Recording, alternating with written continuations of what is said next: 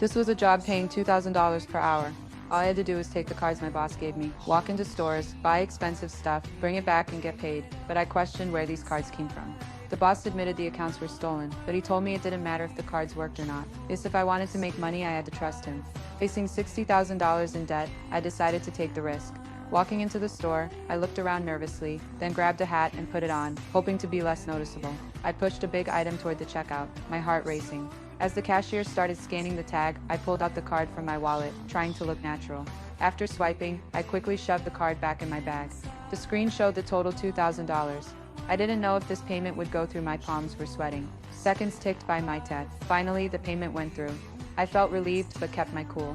After signing the receipt and taking the slip, I pushed the item toward the exit. But after just a few steps, a store employee called out from behind. My heart almost stopped. I turned around and realized I hadn't paid for the hat on my head. I quickly took it off, quietly apologized, and gave it back. Back at the meeting point, I handed over the $2,000 item to my boss and got $200 cash in return. The boss gave me a riskier job, but the pay was $20,000. At this meeting, the boss gave me an unlimited black card, a driver's license with my photo, and a certified bank check. He explained the mission. Once I completed the transaction, the bank would immediately contact the vendor. After swiping the card, I only had 8 minutes to leave, or the fraud would be discovered. This time, the job was to buy a brand new car with full payment.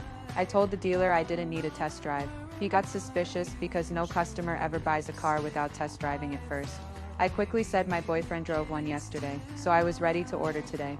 I handed over the check, then the black card and license. Drawing from my previous experience, I tried to stay calm on the surface, but inside I was terrified. The dealer swiped the card.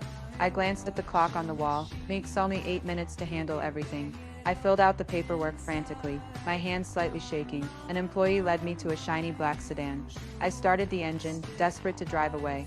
But just then, the employee's phone rang. It was the general manager calling. My blood ran cold. The employee knocked on the window, telling me to wait. I looked ahead. The gate was wide open. Freedom was right there. The employee added that, due to a small issue, we needed to go back to the office. I froze, my chest tight, struggling to breathe. When the employee tried to pull me out of the car, I fought back, quickly got back in, and floored it toward the exit. I had to escape Newportes. There was no turning back.